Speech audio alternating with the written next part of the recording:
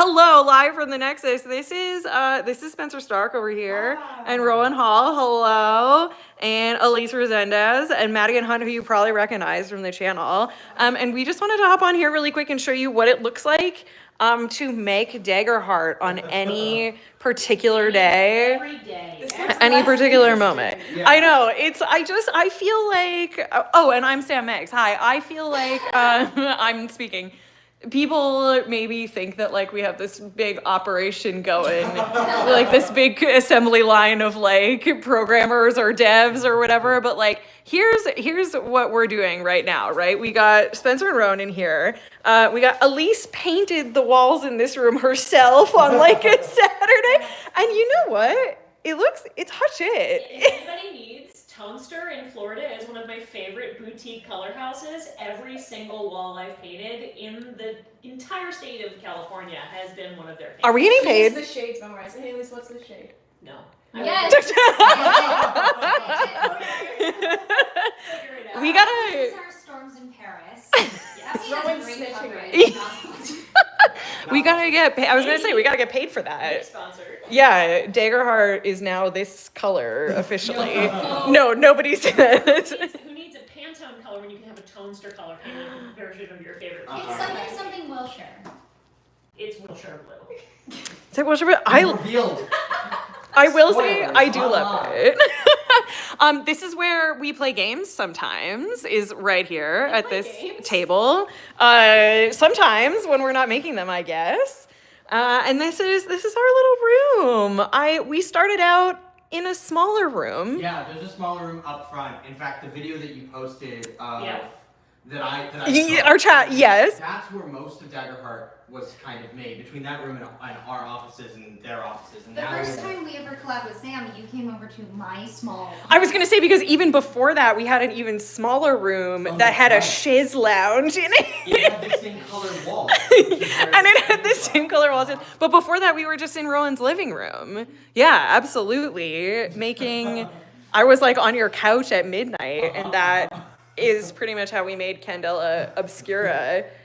Which was great, but this is, I don't know, I just think what is happening, this is really the chaos of being here every day, and I just kind of we wanted to show, like, what it really looks like on a day-to-day basis rolling dice quietly in a corner and doing it's Spenser sitting in that chair staring at dice. Yeah, okay, so... Spenser, do your normal We're gonna do a reenactment. This is like, so I oscillate from being at the computer, like, staring at words, to sitting here, and I know I could roll dice, and oftentimes I'll do statistics on the computer to understand the light. But so much of Daggerheart is like tactile that oftentimes I'm like, okay, what does rolling 3d6s feel like? Taking these, and then just like, oh, I dropped some dice, and then just going like, okay. You're sick. Okay. This isn't even an exaggeration. This is just what happens. No. Okay. And then it starts, and the process repeats over again. Someone says it probably smells like cat piss. I will say that it actually smells like it smells like lunch. I'll be so honest with you. Yes. And Actually, it's right. It smells like a mix of like 4 different people's colognes and perfumes, and then we all go, "What are you wearing today? What are you wearing today?" That's actually so true. True. That's also, it was really nice to meet you at WonderCon too. Hello, if you were at WonderCon, amazing to see you. Such a good job. You did such a good I job. got to see Sam at WonderCon with a bunch of the Critical Role books and a bunch of people who came up being like, oh my gosh, here they are, a bastion of CR in this giant. It was the first time I've ever been to that city, that town. It is the sidewalks are so nice. Anaheim, it's beautiful. The Anaheim Convention Center.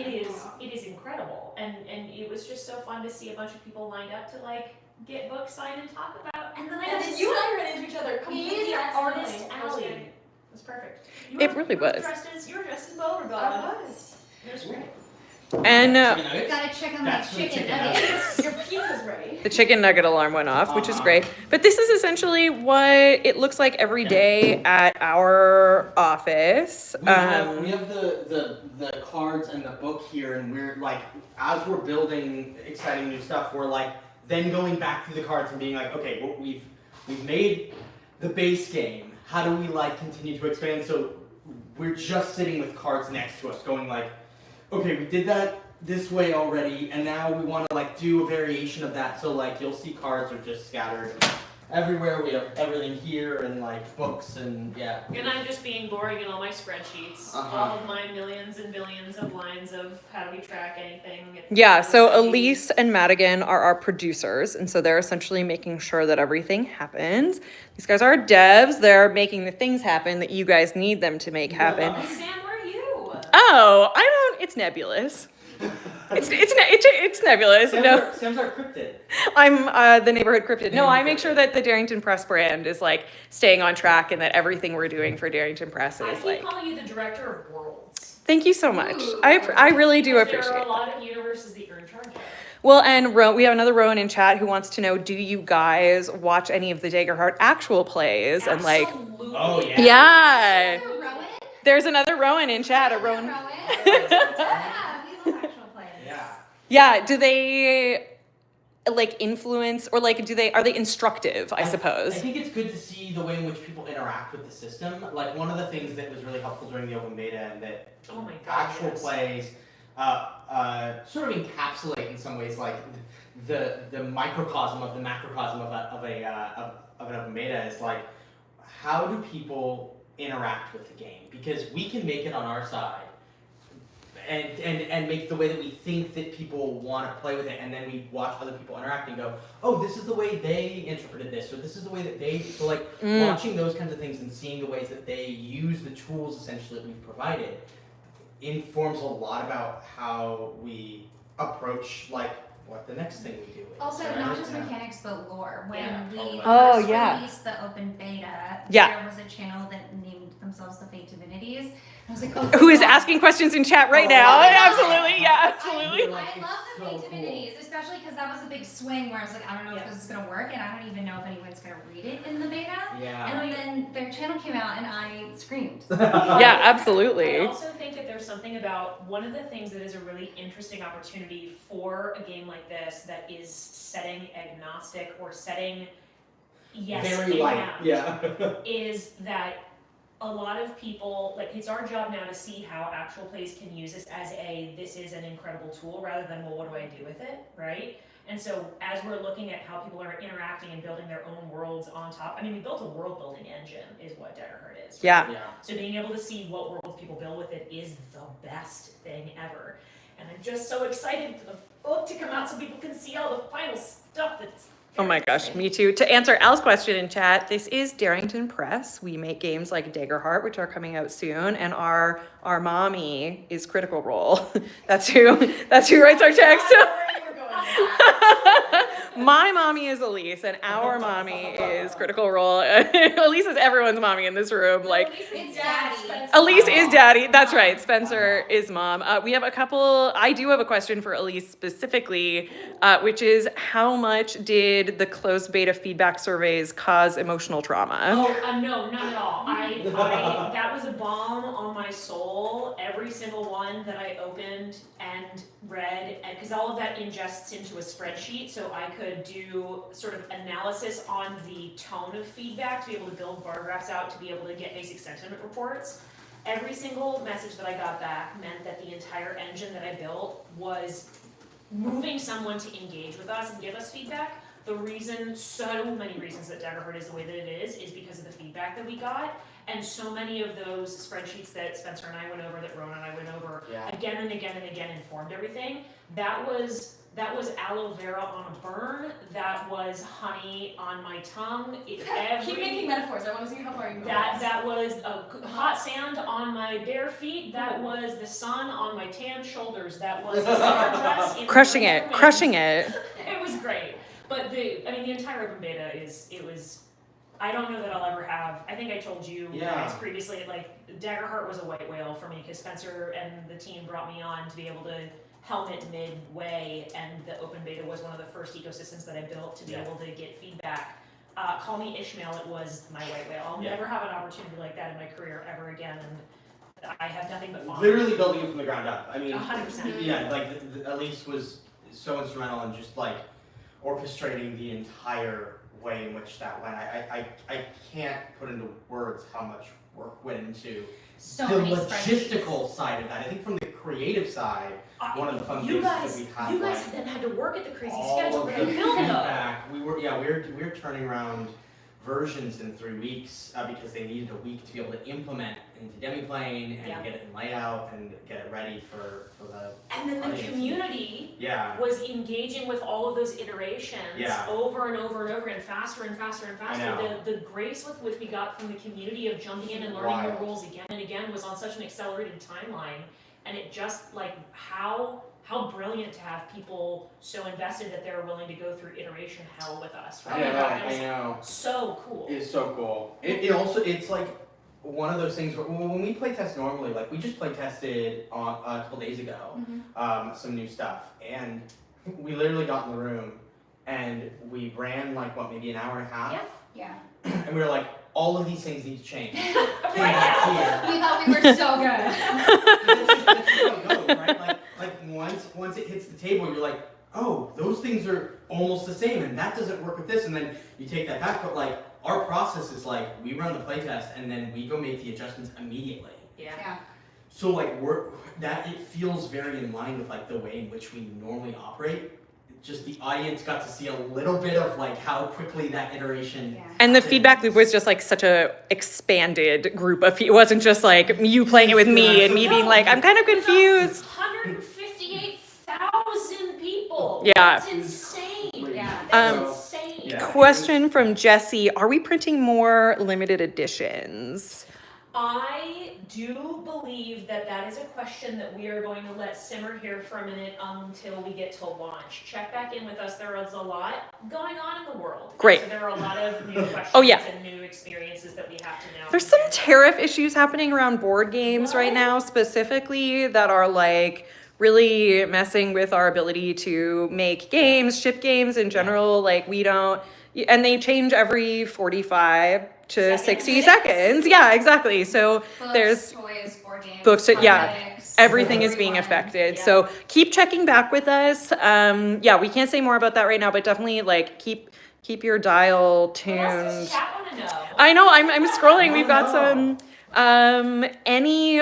this one is a little bit Spicy. this one's a little bit spicy. We can kind of talk around it a bit, but Bladebound, what's up, Bladebound? Wants to know if there's any roadmap thoughts for post-release. I mean, the answer is yes. The answer is yes. Check in. We are in the middle of planning a little day of on the 20th of May launch stuff, both digitally, etc. We're gonna be able to talk a lot more about that coming up. But this is building Daggerheart was the first step, and now the work begins. Yeah. Yeah. Right? We This really is- see it as like the foundation, and part of the reason why we put in, God, so much work every day on it in the amount of time that we did. We really were like, we have to make a base game. Yeah. We have to make a base game that's great, and then from there, Everything's that's possible. that's the like foundation. Yeah. Right? And then we build. So like a lot of the work has been creating a solid foundation, something that we feel like we can build on. And I think the other thing that the philosophy that I take with games and that I'm excited to see how it plays into Daggerheart is like games are living, breathing things. Yeah. They exist in the space between the game book and the table that's running it in this like really kind of liminal way. Like that it's not a thing that once it's a book that I feel once it's a book, it's done. Yeah. It's Yeah. like, no, it exists in the interactions of the players. It exists in the way the GM takes the rules and applies them. And it also, like, if we look at, the way in which, like, these kinds of games have evolved over the course of the last 50 years, like, they change and move, and we have the opportunity to try new things and go different directions. And so I see Daggerheart as like a living organism. Yeah. And I see it as like a done Writing your thing. TTRPG. Yeah. Observing it defines it. It's basically, yes, we do have a roadmap. Yes, we do have plans, So stuff many we are building. plans. But also, the more that you guys play and the more that you guys show us how you play, the more that we're going to be able to build Yeah. the next things in the roadmap based on what you want, how you play our game, like, which is really, it's such a like cool It's really reciprocal relationship, Yeah. which I really like. Okay, there's a question from Rowan again. They were asked to ask if it's a great start. We're off to a great start. Will Soft of Rope be canonized, or was the kerning fixed in the inventory list? Yeah, Soft of Rope was, yeah. Sorry, I didn't mean to interrupt. There's errata. What? Hold on, no, hold on. What is soft of rope? Am I losing my mind? So Soft of Rope in the playtest materials was that 50 feet of rope Oh, right. look like Soft S-O-F. of Oh no! Soft of rope. Oh, that is a kerning error. Oh, Yeah. I love that someone thought that was me, because they're not wrong. no. Rowan, chat Rowan was asking. This Rowan, sorry. Soft of rope is Soft of Rope, I don't believe I can check. I don't If you want think your it's- 50 feet of rope to be soft, baby, go. Go crazy. No. I think we did fix a lot of. We had like several days where we all sat in a boardroom in here and went through every single page of the book on a big screen, and like this, like old people like looked at every single piece of kerning and we're like, should we adjust that like to the left? Like, But the rule with the book is Appalachia rules. If you see a typo, no, you didn't. if you type when I didn't. It now says 50 space F-E-E-T. So Soft Rope. Soft of will Rope. Only live in It's the- Sophie. It's Sophie. Daggerheart is so. But also, It's we so- should maybe canonize Soft of Rope at some point. I feel like that's good. An event item specific, exclusive for Uh-huh. something. Yeah, At some yeah, point. yeah. Soft of Rope. We'll release a Yeah. consumable or an item. But that's also the fun part of like, we also did the heavy hitters where during the open beta we were talking about like, hey, what can you build that breaks this game, right? Yeah. I don't know that we did it, like there were so many things that we did valuably with that in terms of Yeah. watching all of the different domain combinations, like any and all of that stuff. So there are some combos in there that are like, it's the dual tower wielding turtle creature, Galapa guardian that somebody built that was able to do like 1,500 damage at level 10 in a single blow, or in a single action. And it's like stuff like that's never not going to be in my brain anymore. I know, Like that's forever. Are It we- defied the rules, and that's Yeah. okay. That's the way it goes. At least, are we going to try to do any splash stuff at game stores like Geeky Teas, like on the 20th or something like that? Yeah, I know that Geeky Teas, for folks watching, is like a cool local board game cafe here in Los Angeles that also just happens to be like 4 seconds from where we are currently. Yeah. Please don't come here. Sorry. I probably shouldn't have said that. It's very close to us. We love that. Yeah, I know that one of the things that Katie, who is one of our B2B folks, they're working on a game store initiative where if you would like your local friendly game store to run a Daggerheart launch day event, I think we just got approved, like you can have them apply and we're going to be sending out kits to be able to have games at stores in launch, which is fantastic. So I think that there's going to be more info on that really soon, but that just means that people can like my old local game store was the 20-sided store in Brooklyn in New York, right? I know that they already had some folks apply and they're going to be doing a launch day event. Cool. So we're going to be working on the logistics of all that, and yeah, I'm really excited for people to get in game stores and just start playing on, like, go spend your money where it matters now, especially in a world where things are about to get really weird with any board or card or TTRPG game. Like, go to your friendly local game stores and let's help everybody get through all these times. Right? Yeah, we have a great comment from Bladebound as well, who just wants to let you guys know that they would love to see you guys run a series at some point. Want to know when that's coming and stuff. I don't know that we have an answer for you on that like immediately, but definitely That's so kind. The funny thing is, like, we want more than anything to be running Daggerheart all the time, and also 150% of our time is taken up by making Daggerheart. Yeah, fair So, enough. Like, there is this balance of like, how do we support the game versus how do we make sure that the time that we're spending is on creating the things that allow other people to play the Just game. run the most busted campaign where everything's still in playtest. I mean, yeah, no, this is great. There is a question here from Jesse I am going to get back to, but as a sort of like, let's do a rapid fire question. Sure. Okay. Your personal favorite ancestry and or community? I am a real big lady kind of girl, So the giants are my. There is in the ancestry page. There is a piece of art that Sean Ellis has drawn of one of the most beautiful femme creatures I've ever seen. She has 3 beautiful eyes. She's perfect. She's a real big lady. It's giants all the way. Amazing. Giants all the way. Amazing choice. Madigan. I'm a little guy kind of guy. Yeah. We have big lady and little guy representation right here. Yeah. We sort each other. Spenser and the little guys. Rowan is the baby girl, and Elise is the real baby. That's so true. So there's the only 3 genders in Daggerheart. So anytime I can play like a little guy, that's cool. So yeah. What's your Ribbit? Ribbit, the ultimate little guy. Yeah, absolutely. Spenser. Well, I was gonna say Ribbit because Ribbit You is... can have Ribbit. I'll find a different one. No. Ribbit's a little guy, but Ribbit was like the thing I came in and I was like, I just want to play Frogman. Yeah. And so that was it. But also the other one that appeals to me is like just a capuchin Samia. Like, Yeah. Just a little squirrel monkey Samia. Yeah. I'm here for the mustache. It's on your phone. Yeah. It is. It's literally the background on. Let me clear off my notifications. The background on my phone.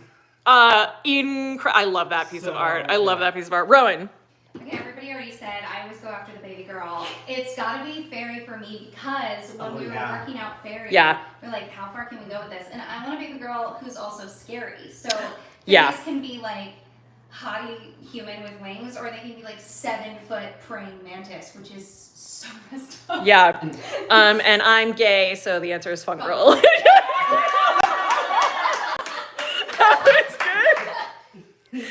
That was really good. That was wow. Hey guys, I think we spent too much time. Rough. I'm exceptionally seen. Fun girl. Yes, absolutely. Jesse wants to know what games you've developed in the past or your previous work, how that influenced Daggerheart. They call out specifically, like Rachel calls out specifically that Alice is Missing seems really foundational to Daggerheart. Is that true? Well, I think that one of the interesting things with the previous stuff that I made is a lot of it was carving out this niche, like indie kind of like very specific story, very specific genre of game, and this was the opportunity to really open up and like do something that's bigger and more, wide fantasy. And so that was a unique challenge. But I think some of the things that come through for me, and I might have talked about this in a different thing, but I'll repeat myself, which is a lot of the work that I do on the design side is created using something called the cool shot effect, which is like one thing and another thing paired together make a third image that wouldn't exist without those two being side by side, right? It's like a film thing, but I find for some reason I gravitate towards it in a lot of the designs. So in Alice, it's like you make a character by choosing like an archetype and like a motivation, and that creates your character. Or like you get your clues by getting like a place or a person, place or person, and then like a prompt, and you combine the two of those together, and you get a thing that wouldn't exist without those two together. And in Daggerheart, we did that with domains. Oh yeah. 2 domains, you put them together. Blade and Bone is very different from Blade and Valor. 100%. 100%. So like that combination, allowing the audience to take 2 things, put them together, and then create a third thing that wouldn't exist without that is like sort of been fundamental to the way that I build games. So yes, the answer is a long-winded way of saying yes, there is stuff that has carried through, but it's been all about how do we take that and like make it bigger, make it fantasy, like. And Rowan's previous work in folklore obviously helps to influence your lore work, of course. When working on Candela, obviously the balance of like lore to mechanics and crunch was really different than it is in Daggerheart. In Daggerheart, we don't have quite as much canonic lore. Yeah. But we have all of these open doors for people to put lore on the game. Yeah. I call them toys. Like, what's the toy here? Like, for giants, they got extra eyeballs really late in the game. And the toy for me there was they're born with none. Yeah, that's cool. And that's not really a lot of lore, but it's just the right amount to like hang something. To make it interesting. Yeah. What do you mean? They have no, that's sick. And then Great question. Over the course of Yeah. their childhood. And I Thank you guys for that one. We got a couple sort of requests in chat here for y'all production side. Requests for more GM screens that are not just included with the limited edition. Tell everyone. Tell everybody everyone. on the internet to talk about how much you want a GM screen so that I can show the company how much the community wants a GM screen. Tweet about it on Twitter. Put it on Instagram.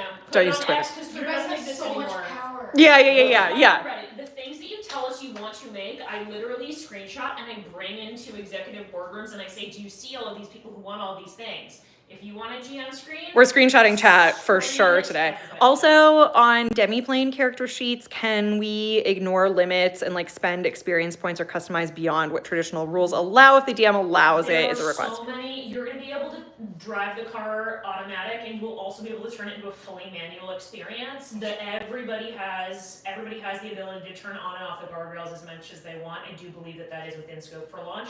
But we're also going to be doing a little bit of a sneak peek of what that's looking like a little closer to the 20th. So more of that to come. Incredible. This is going to be our last question. We're going to wrap it up here real quick because I have to let these guys get back to their real jobs, unfortunately. But this has been super fun. We're super glad you guys have been here. But I'm going to take this question from Pocket Dimension, which I think is great. We're going to kind of go around and ask everybody, but can you spill a little tea on something that genuinely surprised you once playtesting went live? Like, was there something that you really were not expecting that did come out during the beta that you were like, oh shit, I think, does Elise have an answer? I think Elise has an answer. Elise has a boring logistical answer, but we got told that if we had the same number of downloads the next month, the amount of money we would have to spend to be able to afford the bandwidth that the world used when they downloaded it was going to cost us many, many tens of thousands of dollars. So that first initial download just so far, beyond outscoped what we had been able to foresee as like our best possible metric. And I just thought that was utterly incredible. That was wild. Like the bar graph of like, here's how much bandwidth you have for the month. And then on one day, it was X5 that. The bar was all the way up here. That's incredible. That was amazing to see. No, that's really incredible. Does anybody else have a... So I kind of have a weird, so I joined the team after the open beta. So I'm the newest on the team of all of us.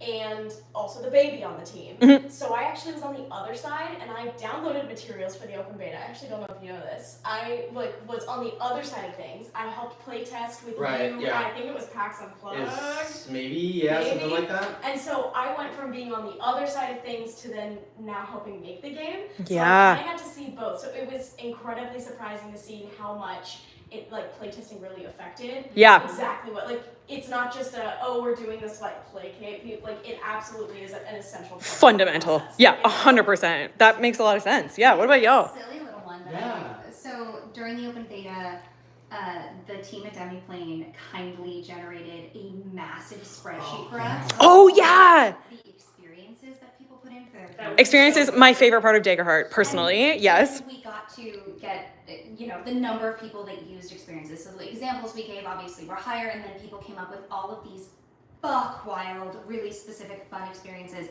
But there was an insanely high number of experiences that were pieces of Taylor Swift songs or Chapo Rome songs. Yeah, incredible. So those Yes. got really high. Gay.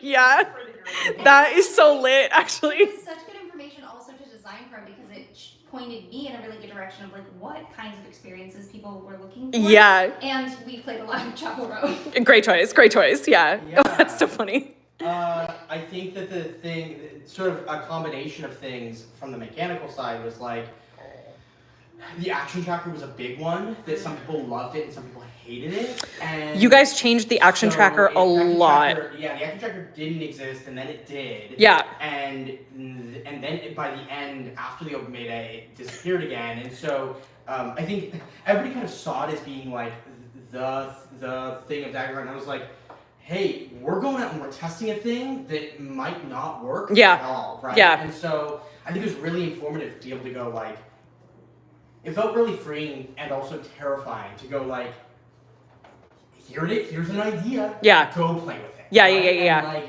So I think that was really informative. Armor was very similar. Like the armor thing, and we've sort of told the story, but like, God, we beat our heads against the wall for weeks, months maybe, trying to get armor right and make it match the style of game. And I think one of the big pieces of feedback that we got there that I thought was so valuable was like, hey, armor's really cool, and as it was, and also it doesn't feel like it aligns with the game principles that the entire game is setting out to do. Yeah. And that's where you go, that's a cool idea that doesn't belong in this game as a core feature. But great to know. But we can hold on to that and use it as a piece or whatever. So like those kinds of things really come from playtesting at scale. Yeah. And then being able to like, all of us, be able to like let go of the idea that of like the protectiveness of this thing and being like, oh no, we have to listen, we have to be really good active listeners. Yeah.